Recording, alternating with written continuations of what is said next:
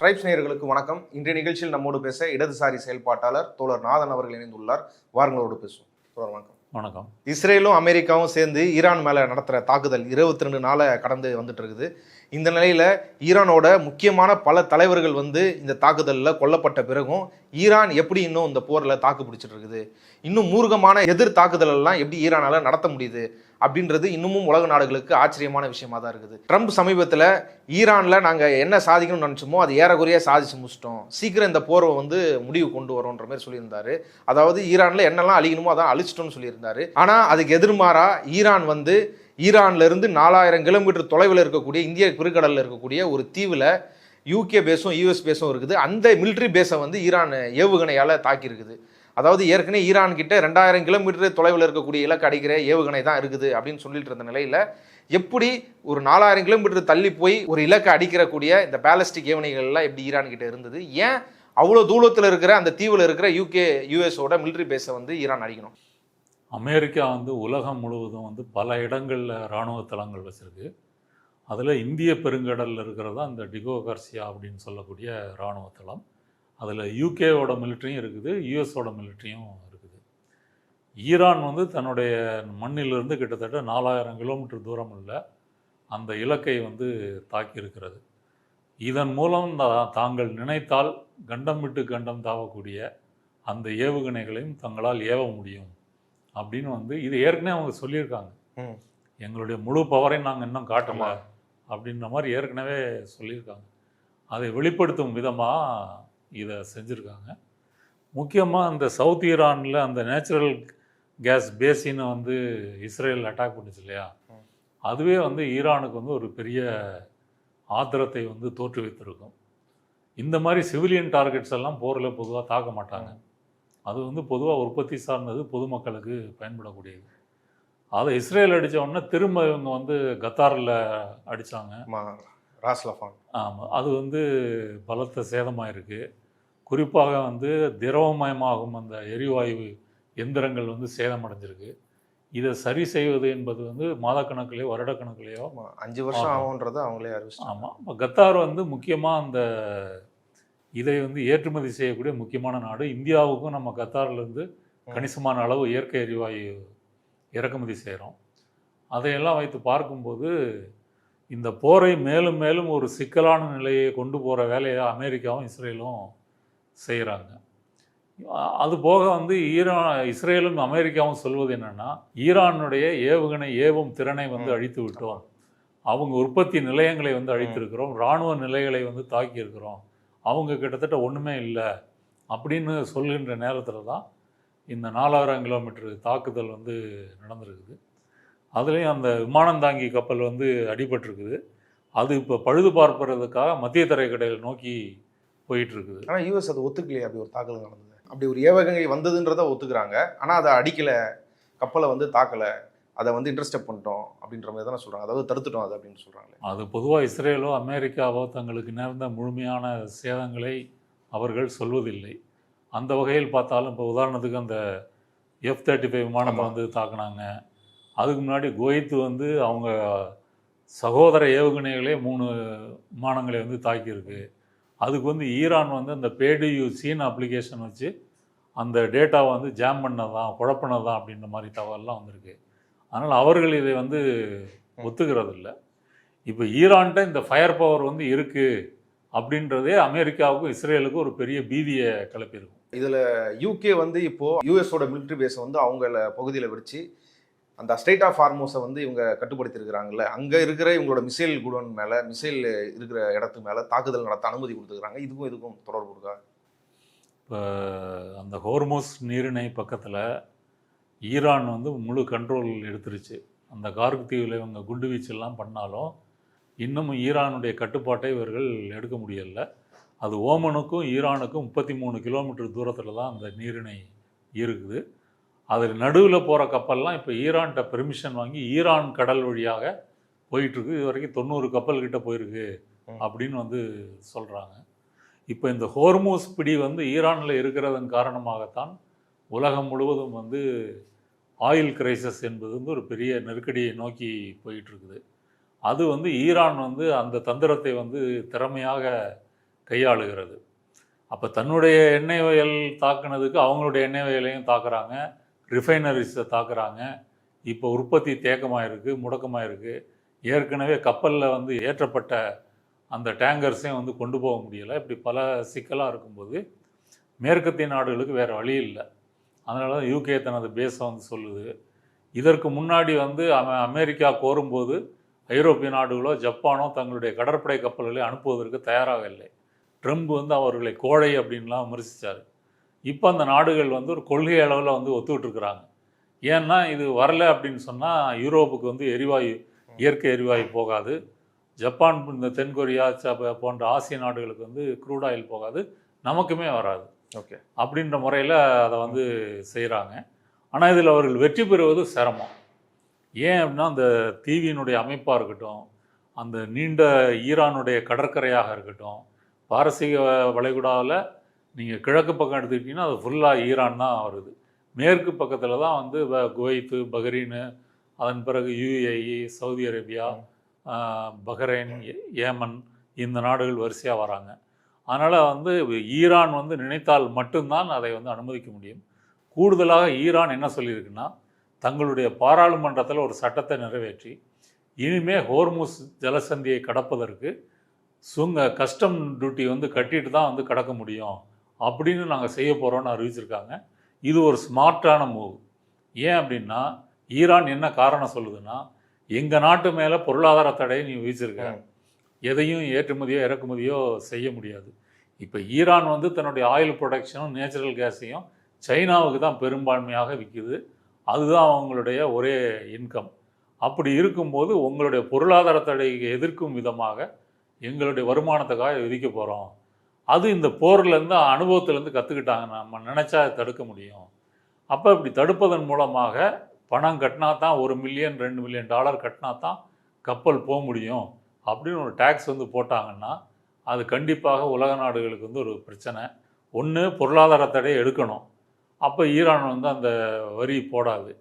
பொருளாதார தடைகள் அமெரிக்கா தலைமையில் தொடர்ந்து போட்டால் நாங்களும் வந்து இதில் வரி டியூட்டி வந்து நீங்கள் கட்டணும். இது ஒரு ஸ்மார்ட்டான மூவாக வந்து பார்க்கப்படுகிறது. மற்ற நாடுகளுக்கு இது பிரச்சனை. இப்போது ஈரான் வந்து அந்த யூகே யூஎஸ் பேஸை வந்து அடித்ததுனால ட்ரம்ப் விட்ட அந்த அழைப்பு இருக்குல்ல, உங்கள் போர்க்கிழப்புகளை அனுப்புங்க, ஏற்கனவே அப்படி தயாராக இருக்கிறதாகவும் ட்ரூப்ஸ் அனுப்ப போகிறதாகவும் யூஎஸ் வந்து அனுப்ப போகிறதாகவும் தகவல் வந்துட்டு இருக்குது. இது வந்து மற்ற நாடுகளுக்கு இன்னொரு அச்சுறுத்தலாக இருக்குமா? நம்ம கப்பலை அனுப்பணும்னு முடிவெடுத்தா இந்தமாரி தாக்குதல்லாம் வரும். ஏன்னா இப்போ வந்து ஈரானோட பிரசிடென்ட் வந்து சொல்லியிருக்கிறாரு, யூகே இந்த பேஸை கொடுக்கறதுனால அந்த நாட்டு மக்களை வந்து ஆபத்தில் எடுத்து வந்து விடுறாங்க இந்த அரசாங்கம், யூகே அரசாங்கம், பிரிட்டன் அரசாங்கம். இது தவறான முடிவு, அந்த நாட்டு மக்களுக்கே இது ஆபத்தாக முடியுன்ற எச்சரிக்கையும் விட்டுருக்குறாங்க. இது இன்னொரு ஒரு செட்பேக்காக இருக்குமா? மறுபடியும் அப்படி ஒரு முயற்சிகள் எடுக்கக்கூடாதுன்ற ஒரு அச்சத்தை உருவாக்கி கண்டிப்பாக உருவாக்கும். ஐரோப்பிய நாடுகளோ ஜப்பானோ தென்கொரியாவோ இதில் ஆஸ்திரேலியாவோ இவங்களாம் பெரிய ஆர்வம் கிடையாது. ட்ரம்போட ரொம்ப முரண்பட்டு கூடாது அப்படின்றதுக்காக ஒரு வாயளவில் இதை வந்து சொல்லியிருக்காங்க. எந்த அளவு அமுல்படுத்துவாங்க அப்படின்றது கேள்விக்குறி. ஏன்னா நடுக்கடலில் கப்பற்படையை சேர்ந்த கப்பலாகவே இருந்தாலும் நீங்கள் அந்த ஈரான் கார்க் தீவுகளாக இருக்கட்டும், கரையோர பகுதிகளாக இருக்கட்டும், உயர்ந்த மலைத்தொடர்லாம் இருக்குது. அப்போ நீங்கள் மேலேருந்து கீழே கடலில் போகக்கூடிய அந்த கப்பலை தாக்குவது என்பது வந்து சுலபம். அப்படி ஒரு பாதுகாப்பான நிலையில் வந்து ஈரான் இருக்கும்போது இவர்களுடைய எந்த நாட்டு கடற்படை கப்பல் வந்தாலும் அது ஒரு ஆபத்தான சூழ்நிலையில் தான் இருக்கும். அதனால் எவ்வளோ தூரம் அமலுக்கு வருது அப்படின்னு சொல்ல முடியாது. ட்ரம்பை பொறுத்த வரைக்கும் இஸ்ரேலுக்காக இந்த போரில் வந்து அவர் சிக்கிட்டாரு அப்படின்னு தான் இன்றைக்கி வந்து அமெரிக்காவில் இருக்கிற ஊடகங்களே மக்களே வந்து கருதக்கூடிய அளவுக்கு செய்திகள் வந்துகிட்டு இருக்குது. அந்த பயங்கரவாத எதிர்ப்பு இயக்குனர் வந்து ராஜினாமா பண்ணும்போது கூட இதை தான் வந்து சொன்னார். இஸ்ரேலுக்காக தான் நம்ம இதில் சண்டை போடுறோம். இஸ்ரேலோட லாபி தான் இங்கே வந்து ட்ரம்ப் பக்கத்தில் அதிகமாக அவங்க தான் செல்வாக்கு செலுத்துகிறாங்க. ஈரானால் நம்ம நாட்டுக்கு உடனடியாக த்ரெட்டுன்றது இல்லை அப்படின்னு அவர் சொல்லியிருக்காரு. ட்ரம்போட பிரச்சனை இந்த போரில் ஒன்று ஆட்சி மாற்றம் வரணும், அது வரலை அப்படின்னு ஆகிப்போச்சு. அப்படி இருக்கும்போது இல்லை ஈரானில் வந்து அந்த ஹோர்முஸ் நீரிணையாவது நம்ம கைப்பற்றணும். அப்போ வந்து படைகளை, இராணுவ வீரர்களை குவிப்பது, பல இடங்கள்லேருந்து பல மிலிட்ரி பேஸ்லேருந்து வீரர்களை கொண்டு வராங்க. கொண்டு வந்து அந்த கார்க் தீவிலையோ ஹோர்முஸ் பக்கத்தில் கரைகளில் இறக்குனாங்கன்னா அவங்க ஈரான்கிட்ட வந்து அடி வாங்கிறது நிச்சயம். ட்ரம்ப் வந்து மறுத்திருக்கிறாரு, நான் எந்த ட்ரூப்ஸும் வந்து நான் ஈரானுக்குள்ளே அனுப்புகிறதா இல்லை, ஏன்னா அங்கே ஏற்கனவே அழிக்கிறதுக்கு எதுவும் இல்லை, எல்லாத்தையும் அழிச்சாச்சு, சீக்கிரத்தில் இந்த போர் முடிவுக்கு வந்துடும் அப்படின்றதையும் சொல்லிட்டு நான் அனுப்ப போகிறதில்லன்னு சொல்கிறாரு. ஆனால் அங்கே இருக்கிற பத்திரிகைகள் எல்லாரும் வந்து உறுதிப்படுத்துறது தான் இல்லை, அனுப்ப வாய்ப்பு இருக்குது அப்படின்னு. நீங்கள் சொன்ன மாதிரி அந்த 2 இலக்கு தான், ஸ்ட்ரெயிட் ஆஃப் ஹார்மோஸை கண்ட்ரோல் பண்ணுறது, கார்கு ஐலாண்டை வந்து அதை போய் ஆக்கிரமிக்கிறதுன்றது தான். ஏன் இந்த முடிவுக்குள்ளே மறுபடியும் போகிறாரு? அதான் ஏன் அதை முன்னுக்கு மேலே சொல்கிறாரு? வெளிப்படையாக அவர் ஒத்துக்க மாட்டாரு, ஆனால் அந்த நடவடிக்கைகள் நடக்கிறதா சொல்கிறாங்க. ஒன்று வந்து நம்ம நினச்ச டார்கெட் வந்து ஈரானில் மாற்ற முடியலை. அதுக்கு பதிலாக வந்து மேலும் மேலும் போரை வந்து அதிகப்படுத்துவது, அதை நோக்கி வந்து போகுது. இஸ்ரேல் வந்து ஈரானுடைய அந்த கேஸ் வயலை வந்து தாக்குவதற்கு என்ன காரணம்? எல்லாத்தையும் தாக்கிட்டாங்க, இதுக்கு மேலே ஒன்றும் இல்லை அப்படின்ற முறையில் தாக்குறாங்க. இவங்க என்ன தாக்கினாலும் ஈரானிலிருந்து வரக்கூடிய ஏவுகணை தாக்குதல் என்பது நிற்கவில்லை. இன்றும் இஸ்ரேலையும் நோக்கி போயிட்டுருக்கு, வளைகுடா நாடுகளையும் நோக்கி போயிட்டுருக்குது. அப்போ எப்படியாவது இந்த போரை வந்து வெல்லணும் அப்படின்ற ஒரு நோக்கம் வந்து ட்ரம்புக்கு இருக்குது. அதே சமயம் இந்த போரில் வந்து தோத்துக்கிட்டு இருக்கிறோம், உலக பொருளாதாரம் நெருக்கடி நோக்கி போயிட்டுருக்கு, மற்ற நாடுகள் அழுத்தம் கொடுக்குறாங்க, இதுவும் ட்ரம்புக்கு தெரியாமல் இல்லை. அப்போ இதில் ஒரு ஊசலாட்டத்தில் அவர் இருக்கிறதா மாற்றி மாற்றி பேசுகிறதுக்கு ஒரு முக்கியமான காரணம். அந்த வீரர்கள்லாம் ஒரு சேஃப்டிக்காக வச்சுக்குவோம், இன்கேஸ் வேறு வழி இல்லை, நம்ம கார்கை லேண்டாவது நம்ம கைப்பற்றணும்னு சொன்னால் அந்த வீரர்கள் தேவைப்படும் அப்படின்னு அவர் நினைக்கிறாரு. ஆனால் அது ரொம்ப தவறான முடியல. அவங்க கண்டிப்பாக வான் பண்ணியிருக்கிறாங்க, கார்கை லேண்டுக்குள்ளே வந்து நீங்கள் ஆயுதல் ஃபெசிலிட்டியில் கை வச்சிங்கன்னா சுமாருக்கு மட்டும் மொத்தமாக அழிச்சிருவோம் தானே சொல்லியிருக்கிறாங்க. ஆமாம், நீங்கள் போர் இவ்வளோ நாள் ஈரான் வந்து தாக்கு பிடிக்கிறதே வந்து ஒரு பெரிய அதிசயம் அப்படின்னு சொல்லலாம். அதனால் இவங்க நினச்ச மாதிரி வந்து தரைப்படை இறக்கிலாம் அதை வந்து கைப்பற்ற முடியாது. கண்டிப்பாக ஈரான் அதற்கு வந்து இடம் கொடுக்காது. இவர்கள் வந்து ஒரு இவ்வளவு நாள் 3ஆவது வாரத்தில் போர் இருக்குது, இதை முடிச்சுட்டு வந்து இனிமேல் நம்ம டேபிளில் உட்காந்து பேசலாம் அப்படின்னு நிலையை நோக்கி போனால்தான் இதிலேருந்து வெளியே வர முடியுமே தவிர, மேலும் மேலும் போரினுடைய முரண்பாட்டை அதிகப்படுத்தினால் அது ஈரானுக்கு சாதகமாக தான் இருக்கும். அதுக்கு இந்த ஹோர்மோஸ் நீரிணை பிளாக்கே வந்து ஒரு முக்கியமான சான்று அப்படின்னு சொல்லலாம். ஈரானோட பல ஏவுகணை தளத்தை வந்து அழிச்சிட்டு தான் சொன்னாங்க. இதுக்கு முன்னாடியே வந்து 2025 ஜூனில் நடந்த அந்த 12 நாள் போர் அப்போது வந்து ஈரானோட நியூக்ளியர் ஃபெசிலிட்டி இதே அழிச்சிட்டு தான் சொன்னாங்க அமெரிக்கா. இப்போது ஏவுதளங்கள்லாம் அழிச்சிட்டு தான் சொல்கிறாங்க. ஈரானோட முக்கிய தலைவர்கள் வந்து கொல்லப்பட்டிருக்கிறாங்க. முதல் நாளே வந்து ஏற்கனவே சுப்ரீம் லீடராக இருந்த கொமேனி கொல்லப்பட்டார். அதுக்கப்புறமேட்டு அவங்களோட தளபதி அப்படின்ற அளவுக்கு அழியப்பட்ட இவர் லாரிசானி அவரு கொல்லப்பட்டார். அப்புறம் இன்டெலிஜென்ஸ் சீஃப் கொல்லப்பட்டிருக்கிறாரு நேற்று. துணை ராணுவ படை தலைவர் அவரு கொல்லப்பட்டிருக்கிறாரு. ஸ்போக்ஸ் பர்சன் ஐயா ஜெய்சூர் ஸ்போக்ஸ் பர்சன் கொல்லப்பட்டிருக்காரு. எல்லா முக்கியமான பல ஆட்கள் வந்து பல தலைவர்கள் வந்து கொல்லப்பட்டிருக்கிறாங்க. இப்படி இன்னும் பல தலைவரை கொல்ல போகிறதா நெத்தன்யாஹூ சொல்லியிருக்கிறாரு. என்கிட்ட பர்மிஷன் கூட வாங்க தேவையில்ல, நீங்கள் யாரன்னா உங்களுக்கு தெரியுறாங்க, உங்கள் டார்கெட் ஃபிக்ஸ் ஆகிடுச்சுன்னா நீங்கள் அடிச்சிடலாம் அப்படின்ற அனௌன்ஸ்மெண்ட்டை கொடுத்துருக்காங்க. இப்படி முக்கிய தலைவர்கள் இவ்வளோ பேர் கொல்லப்பட்ட பிறகும் 3000க்கும் மேற்பட்ட மக்கள்கள், அது பெருமளவில் வந்து உள்ள மக்களை வந்து உளவியல் ரீதியாக வந்து அதை ஹாஸ்பிட்டலில் கொண்டு இருக்கிறாங்க, குழந்தைகளை கொண்டு இருக்கிறாங்க. இவ்வளோ நடந்த பேருக்கும் ஈரான் எப்படி இன்னும் தாக்கு பிடிக்குது, இந்த தாக்குதலை தொடர்ந்து நடத்திட்டு இருக்குது? ஈரான் வந்து தொடர்ந்து போர் புரிவதற்கு முக்கியமான காரணம் 2003 அமெரிக்கா ஈராக் போர் தொடுத்துச்சு இல்லையா? அந்த ஈராக் போரில் வந்து என்ன நடக்குது அப்படின்னு சொன்னால், ஈராக்கினுடைய சென்ட்ரல் கமாண்டு, அந்த மிலிட்ரியோட சென்ட்ரல் கமாண்டு வந்து வீழ்ந்த பிறகு ஈராக்கினுடைய இராணுவம் வந்து நிலை உழைந்து போயிடுது, அமெரிக்கா வெற்றி பெறுது. அதே போல் ஆப்கானிஸ்தான். இதிலிருந்து பாடங்களை கற்றுக்கொண்ட ஈரான் 2005-2006 வாக்கிலேயே தன்னுடைய ஐஆர்ஜிசி எனப்படும் அந்த புரட்சிகர இராணுவ காவல் படையை வந்து டீசென்ட்ரலைஸ் பண்ணுறாங்க. என்ன டீசென்ட்ரலைஸ் அப்படின்னா, ஈரானில் வந்து தெஹ்ரான் தலைநகரையும் சேர்த்து 31 மாகாணங்கள் இருக்குது.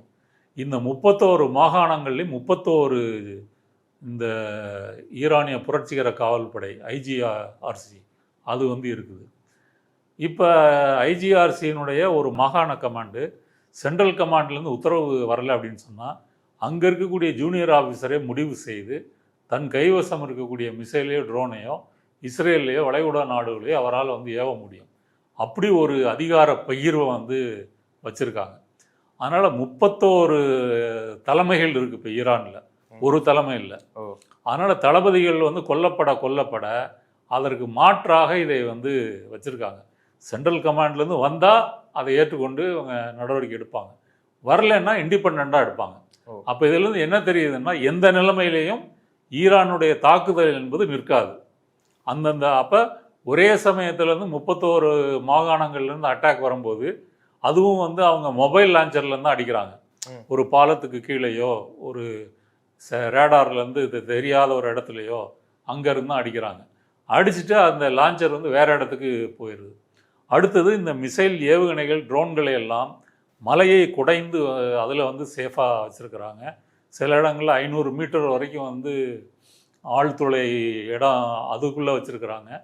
இதனால் வந்து நினைத்தது போல் அவர்களுடைய ஏவுகணை ஏவும் திறனை வந்து இஸ்ரேலோ அமெரிக்காவோ ஒழிக்க முடியவில்லை. தொடர்ந்து ஈரான் வந்து அதை அப்போ ஒழிச்சிட்டு தான் சொல்கிறதெல்லாம் பொய் தானே? பொய் தான் கண்டிப்பாக. அதை இன்ன வரைக்கும் தாக்கிட்டு இருக்காங்களே. ஓகே. இன்று வரைக்கும் ட்ரோன்களும் அதுவும் வந்து தாக்கிக்கிட்டு இருக்குது. தாக்குவதன் மூலமாக இவர்களுடைய காஸ்ட்லியான ஏர் டிஃபென்ஸ் சிஸ்டம் இருக்கு இல்லையா, அதை வந்து காலி பண்ணிட்டு இருக்காங்க. அதை ரீப்ளேஸ் பண்ணுறதுக்கு இஸ்ரேலுக்கோ அமெரிக்காவுக்கோ வழி இல்லை. இப்போ 200 பில்லியன் வந்து காங்கிரஸ் கிட்ட வந்து காங்கிரஸ் சாங்ஷன் கேட்டிருக்கிறாங்க. இப்போ இஸ்ரேல்லாம் பார்த்தீங்கன்னா வரக்கூடிய வீடியோ காட்சிகள்லாம் இஸ்ரேலினுடைய அந்த இடிபாடுகள் என்பது பிரம்மாண்டமாக இருக்குது. ஒரு சின்ன ட்ரோன் தாக்குன மாதிரி இல்லாமல் பெரிய பெரிய குடியிருப்புகள்லாம் தாக்கப்பட்டிருக்கிறத நம்மளால் பார்க்க முடியுது. அப்போ ஈரான் வந்து வெற்றிகரமாக அதை ஏவிக்கிட்டு இருக்குது. இதை வந்து ஒரு மொசைக் நெட்வொர்க்கு டிஃபென்ஸ் சிஸ்டம் அப்படின்னு வந்து சொல்கிறாங்க. இந்த டீசென்ட்ரலைஸ்டு, அதாவது ஒரு மொசைக்குன்னா ஒரு பெரிய படம் இருக்கும், அதை தனித்தனி துண்டுகளாக பிரிச்சுட்டு அந்த துண்டுகளை ஒன்று சேர்க்கும்போது அந்த படம் என்பது தெரிய வரும். அதனால் ஐஆர்ஜிசியில் இருக்கக்கூடிய ஒரு ஜூனியர் ஆஃபீஸர் கூட முடிவு செஞ்சு அமெரிக்காவோ இஸ்ரேலையோ தாக்க முடியும். இந்த போர் உத்தியினால தான் ஈரான் வந்து இன்றும் இஸ்ரேல் மற்றும் அமெரிக்காவினுடைய கண்ணில் விரலை விட்டு ஆட்டிகிட்டு இருக்காங்க. ஈரானோட ஒரு முக்கியமான எல்என்ஜி அது வந்து சவுத் போஸ்ட் அது வந்து அழிக்கப்பட்டிருக்கு இவங்களால், இஸ்ரேலால். அதேமாரி அதுக்கு பதில் தாக்குதலில் கத்தாரில் இருக்கக்கூடிய ராஸ் லஃபான், அதையும் குவைத்தில் 2 ரெஃபினரிஸு, சவுதியில், இந்தமாரி பல இடங்களில் வந்து ஈரான் வந்து நாசகரமான தாக்குதல் எல்லாமே. அப்போது இதெல்லாம் வந்து பெரிய அளவில் உலகத்துக்கு வந்து எல்என்ஜி சப்ளை பண்ணக்கூடிய கம்பெனிகள். இப்போ இது தாக்கப்பட்டதுனால எந்த அளவுக்கு இயற்கை எரிவாயு தட்டுப்பாடு ஏற்படும்? ஏற்கனவே க்ரூட் விலை ஏறிட்டு இருக்குது. இப்போ இவங்க வந்து உற்பத்தியை வந்து கம்மி பண்ண போகிறதா இவங்கெல்லாம் கத்தார், ஈராக்கு, பக்ரைன் இவங்கெல்லாம் அறிவிச்சிருக்கிறாங்க. இது எந்த மாதிரியான பொருளாதார சீர்கேடை வந்து உலகத்துக்கு ஏற்படுத்தும், தட்டுப்பாட்டை ஏற்படுத்தும்? கல்ஃப் கண்ட்ரியில் உற்பத்தி ஆகின்ற இயற்கை எரிவாயுக்கு அடுத்தபடியாக வேறு எந்த நாடுகளில் எரிவாயு இருக்குது அப்படின்னு சொன்னால் ரஷ்யா, கனடா, ஆஸ்திரேலியா, அமெரிக்கா, இந்த நாடுகளில் தான் இந்த நேச்சுரல் கேஸ் என்பது இருக்குது. இப்போ கல்ஃபில் வந்து ஒரு 1/5 ப்ரொடக்ஷன் வந்து நிப்பாட்டிட்டாங்க அப்படின்னு சொன்னால் அதே அளவுக்கு மற்ற நாடுகளில் வந்து உற்பத்தி அதிகரிக்க முடியாது. மற்ற நாடுகளாகவே அவங்க ப்ரொடக்ஷன்லாம் வந்து ஆஸ் யூஷுவல் அந்த உயர்தரமான எண்ணிக்கையில் தான் உற்பத்தி பண்ணிகிட்டு இருக்காங்க. அவங்க கெப்பாசிட்டி என்னவோ அதை வந்து அந்த கெப்பாசிட்டியை அதிகரிக்க முடியாது. கொஞ்சம் வேணால் வாங்கிக்கலாம் நீங்கள். இது ஒரு காரணம். இதனால் வந்து நேச்சுரல் கேஸினுடைய விலை என்பது அதிகமாகும்.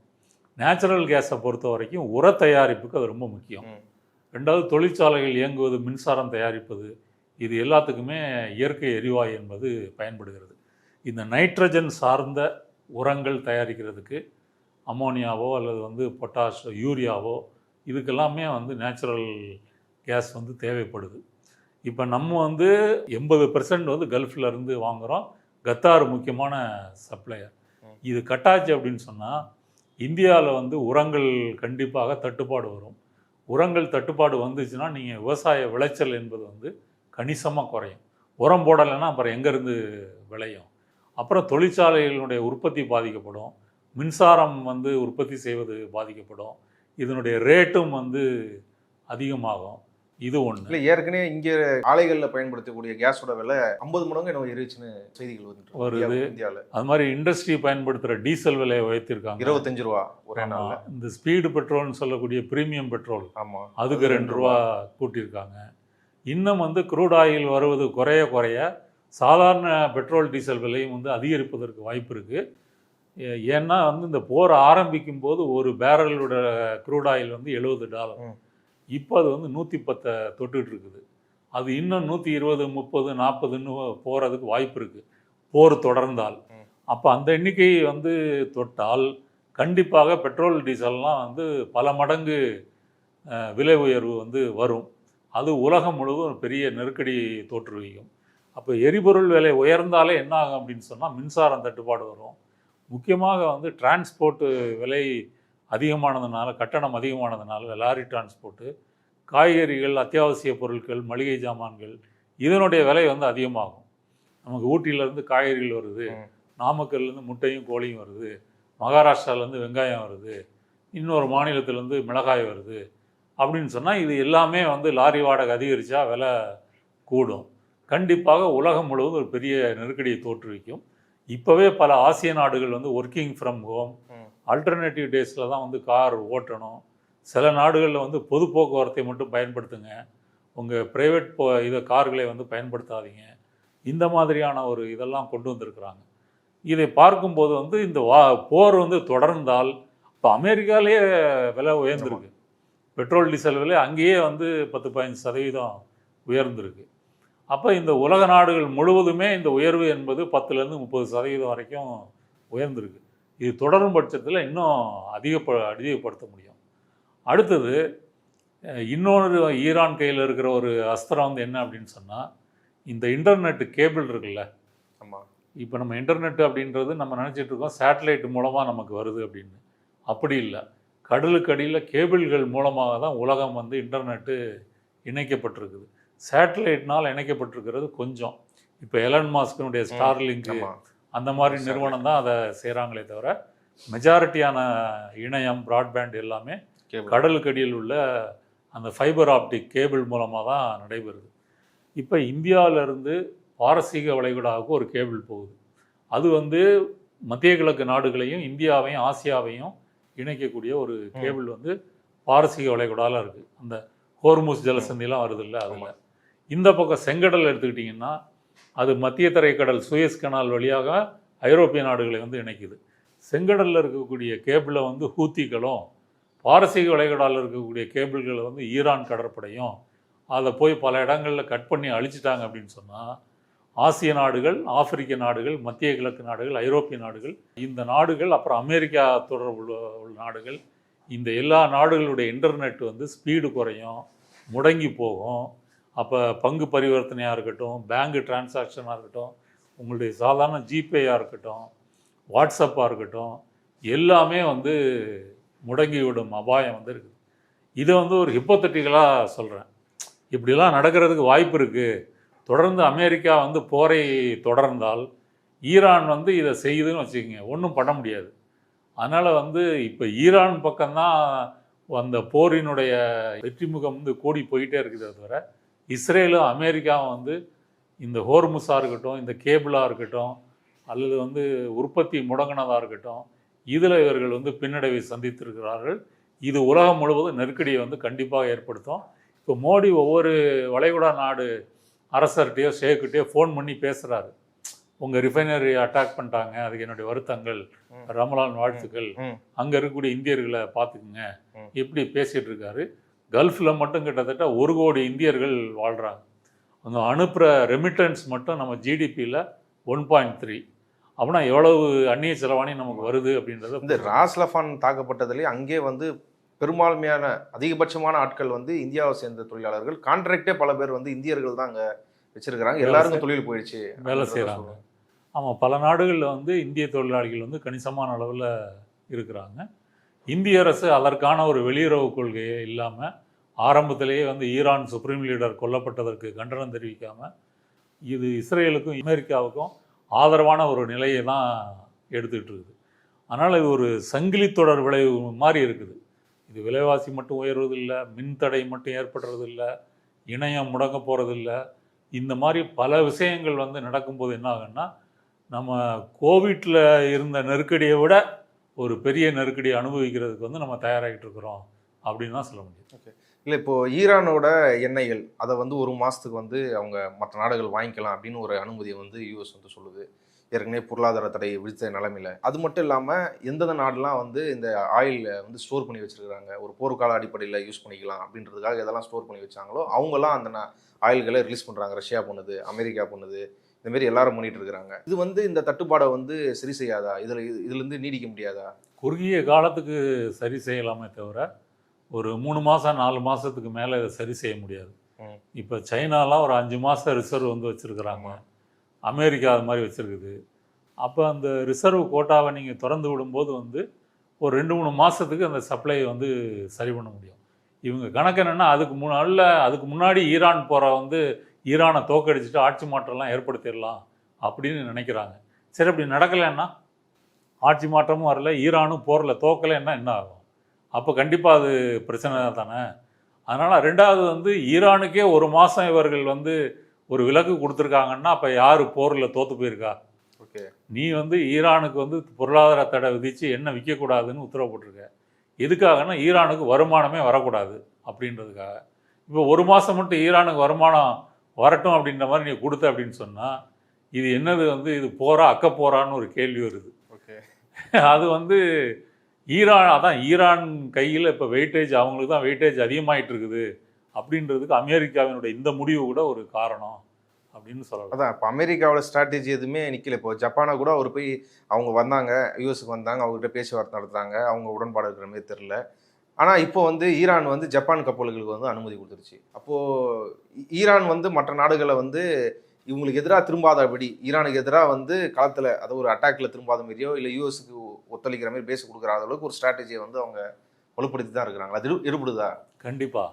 அமெரிக்காவினுடைய நட்பு நாடுகளை தவிர மற்ற நாடுகளுடைய கப்பலை வந்து இவர்கள் அனுமதிக்கிறார்கள். சில கப்பல்களுக்கு இதுவும் நுழைவு வரியும் வாங்கிக்கிறாங்க. ஜப்பான் வந்து அமெரிக்காவோட நட்பு நாடு தானே? நட்பு நாடு தான். அதே சமயத்தில் ஈரானை பகைச்சிக்கிற மாதிரி ஒன்றும் செய்யலையே. செய்ய முடியாதுன்றது தான். செய்ய முடியலை. நேவியெல்லாம் அனுப்புகிறேன்னு ஒரு வாயளவில் சொல்லியிருக்காங்களே தவிர இன்னும் நேரடியாக அனுப்பலை. அப்போ அவங்க ஈரானோட பேசி இதை வந்து செய்கிறாங்க. இது அமெரிக்காவுக்கோ ட்ரம்புக்கோ தெரியாமல் இல்லை.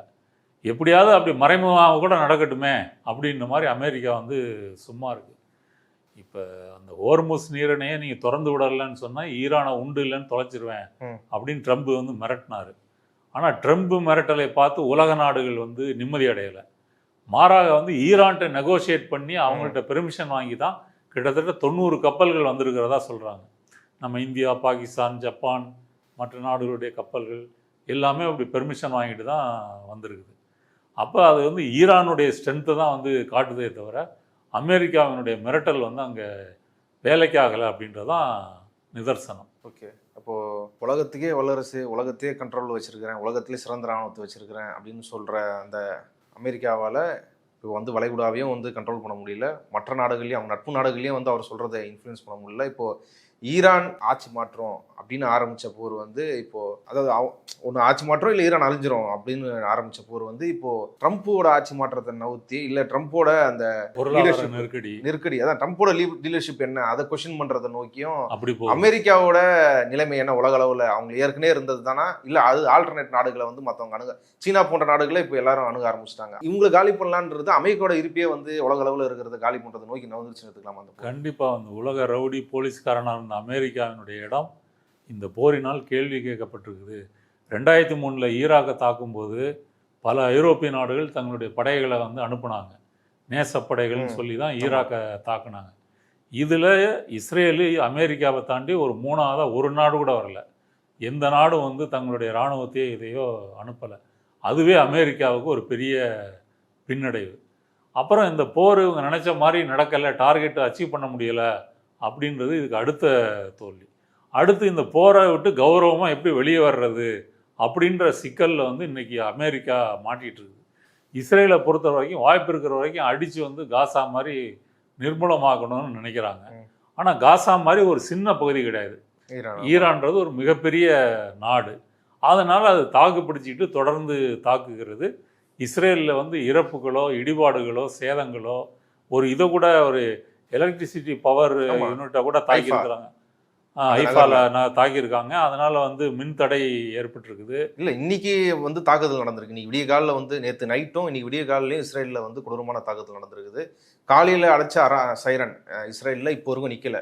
மக்களை வந்து வீட்டு பங்கருக்குள்ளே போயிருங்கன்னு சொல்லிட்டாங்க. அதாவது மறு அறிவிப்பு வர வரைக்கும் வெளில யாருமே வரக்கூடாது அப்படின்றத தெளிவாக சொல்லிட்டாங்க. தெளிவாக சொல்கிறாங்க. இப்போ பங்கரில் இருக்கக்கூடிய டைம் வந்து அதிகமாயிருக்காதான் அது ஒன்று. அப்புறம் இஸ்ரேல்லையே இப்போ வெஸ்ட் பேங்கில் வந்து பாலஸ்தீன மக்கள் இருக்காங்க. இஸ்ரேல்லையும் பாலஸ்தீனியர்கள் ஒரு கணிசமான பேர் இருக்கிறாங்க. ஆனால் இந்த பங்கர் செட்டப்பு பாதுகாப்புன்றது வந்து யூதர்களுக்கு மட்டும்தான், பாலஸ்தீன மக்களுக்கு கிடையாது.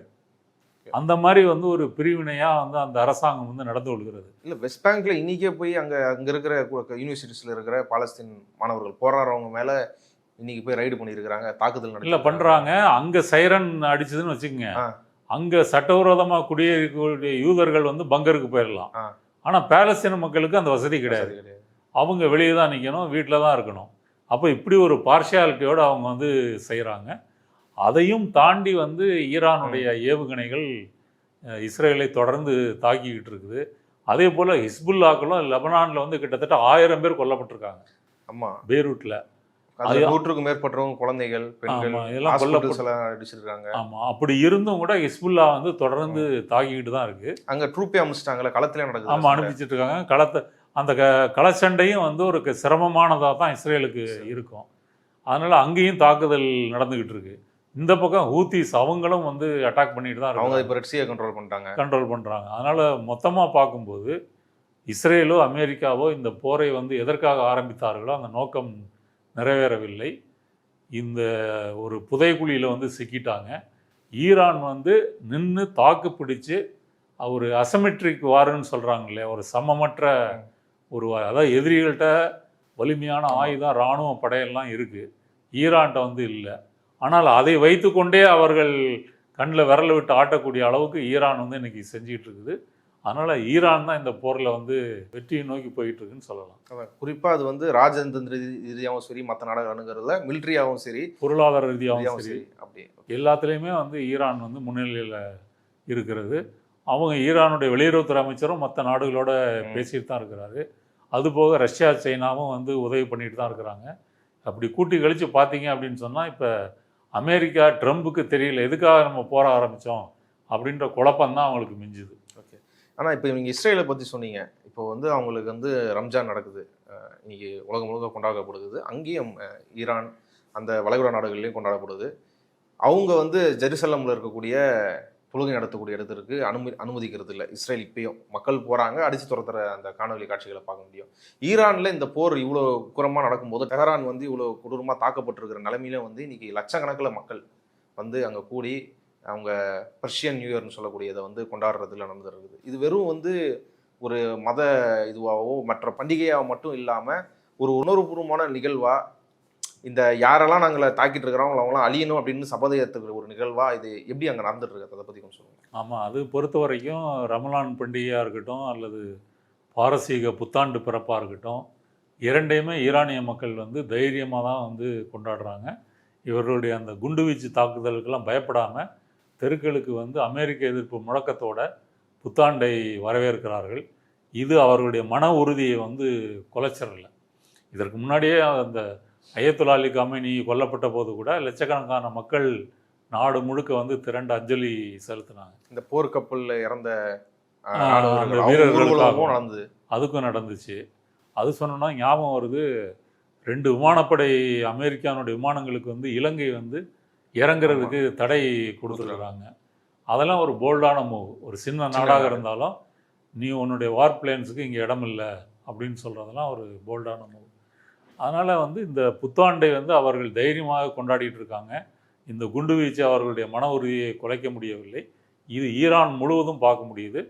வளைகுடாவில் இருக்கிற மக்கள் கூட தங்கள் நாட்டில் வந்து அமெரிக்க மிலிட்ரி பேஸை வந்து ஈரான் தாக்கினாலும் அந்த மக்களுடைய மைண்ட் செட்டு என்பது வந்து ஈரானுக்கு ஆதரவாக தான் இருக்குது. நீங்கள் கல்ஃப்லேருந்து வரக்கூடிய செய்திகள்லாம் பார்த்தீங்கன்னா, என்னதான் ஈரான் அதை வந்து தாக்கினாலும் சரி, அல்ஜசீராவே நீங்கள் போய் பார்த்தீங்கன்னா கூட அதில் அமெரிக்க இஸ்ரேலில் வந்து விமர்சனம் பண்ணக்கூடிய செய்திகள் தான் அதிகம் வருது. ஈரான் வந்து என்னுடைய வயலை நீ தாக்குன, எரிவாயு வயலை தாக்குனேன்னா நான் திருப்பி தாக்குவேன் அப்படின்னு ஒரு தற்காப்புதல தான் வந்து அது தாக்குகிறது. மற்ற நாடுகள் கேட்டுக்கிட்டோன்னே அவருங்க சரி இதுக்கப்புறம் தாக்க மாட்டோன்றதையும் சொல்லியிருக்கிறாங்க. அதனால் அந்த சிம்பதி என்பது வந்து ஈரான் மக்களுக்கு இருக்குது. வளைகுடா நாடுகள்லேயும் ஒரு நெருக்கடியான நேரத்தில் தான் இன்றைக்கி ரமலான் பண்டிகை வந்து கொண்டாடுறாங்க. அதனால் வந்து அந்த ஆன்டி அமெரிக்கன் இதுன்றது இன்றைக்கி ஈரான் மட்டும் இல்லை, வளைகுடா நாடுகளுக்கும் பரவிக்கிட்டு இருக்கு. இது அந்த நாட்டு அரசாங்கங்களுக்கு பிரச்சனை.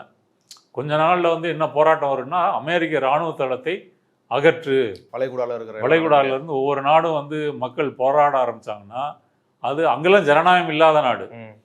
ஈரான்லேயாவது ஒரு ஜனநாயகம், எலெக்ஷனு, ஓட்டு அப்படின்னு இருக்குது.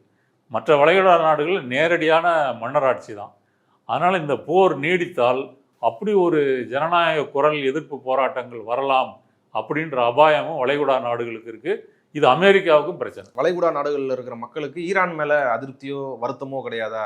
என்ன ஒரு பண்டிகை நேரத்தில் இப்போ வந்து நம்மளோட இங்கே வந்து குண்டு விழுது, இங்கே இருக்கிற இது மேலே குண்டு விழுது, ஈரான் இதை நிறுத்திக்கலாம், ஏன் சகோதர நாடை தாக்குதுன்றத அவங்க அரசர்கள் பேசுறாங்க, அதிகாரிகள் பேசுறாங்க. மக்கள் மனநிலைமை என்ன? ஈரான் ஆதரவா அது வந்து சம்பந்தப்பட்ட இடம் சம்பந்தப்பட்டதை பொறுத்து தான் அது.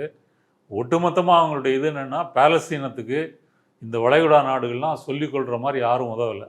கத்தார் மட்டும் ஒரு மீடியேட்டராக வந்து சின்சியராக செஞ்சாங்க. மற்ற நாடுகள்லாம் பெரிய அளவுக்கு உதவி பண்ணலை.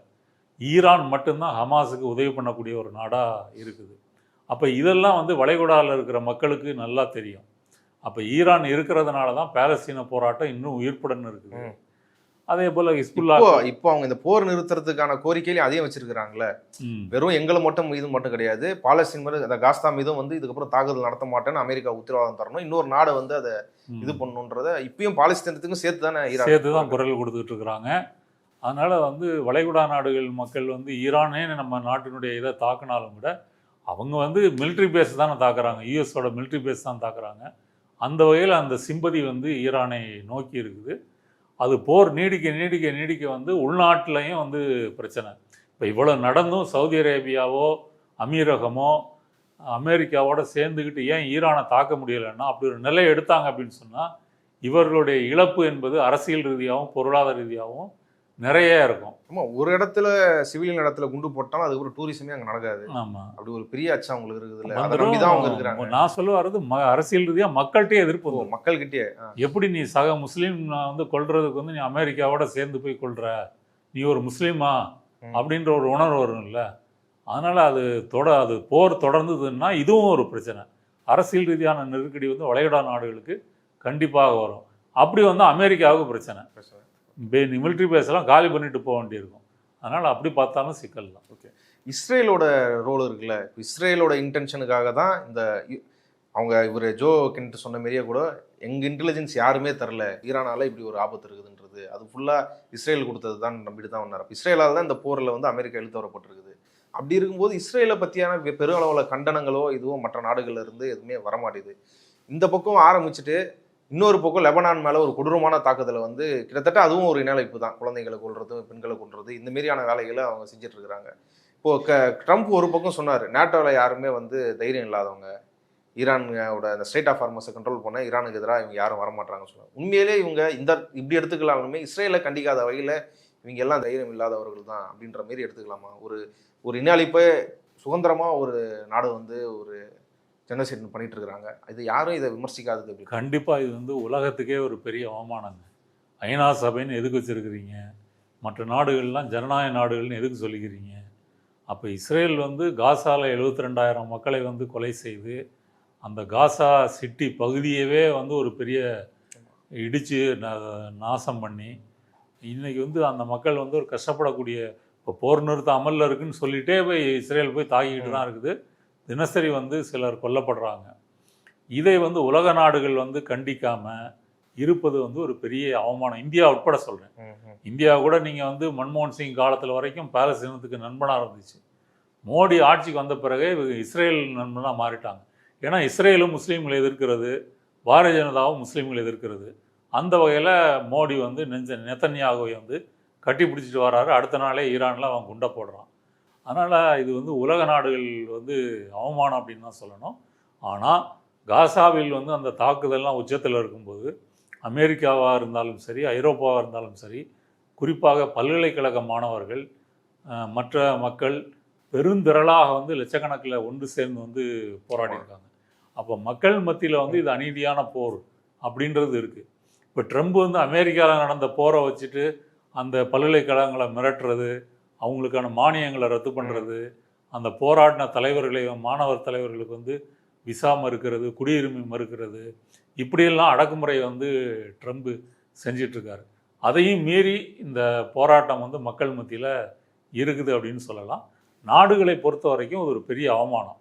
இப்போதைக்கு அமெரிக்காவோட ஐரோப்பாவோ நேட்டோ நாடுகளோ கூட்டணி போகலை அப்படின்ற அளவுக்கு அவங்களுக்குள்ள ஒரு விரிசல் வந்திருக்குன்னு பார்க்கலாமே தவிர, இஸ்ரேல் என்ற அந்த ஒரு அடியாளை ரவுடியை தட்டி கேட்குற அளவுக்கு இந்த நாடுகள் இன்னும் வரலை. ஆனால் எதிர்காலத்தில் கண்டிப்பாக வரும்னு தான் நினைக்கிறேன். இப்போவே அமெரிக்காவுக்கு சப்போர்ட் பண்ணலைன்னு சொல்லக்கூடிய நாடுகள் நாளைக்கு தொடர்ந்து இஸ்ரேல் இதே வேலையை பண்ணிகிட்டு இருந்தால் அதை வந்து பொறுத்துக்க முடியாது அப்படின்ற ஒரு நிலைக்கு கண்டிப்பாக வருவாங்க. இஸ்ரேலுக்கு எதிராக மற்ற நாடுகளை திருப்புனதுக்கு இந்த போர், ஈரான் நடத்துகிற இந்த ரெசிஸ்டன்ஸ் வந்து ஒரு காரணம் எடுத்துக்க முடியுமா? கண்டிப்பாக எடுத்துக்க முடியும். இவ்வளவு நேரம் இந்த போர் குறித்து உங்க கருத்துக்களை பகிர்ந்து கொண்டதுக்கு நன்றி. நன்றி.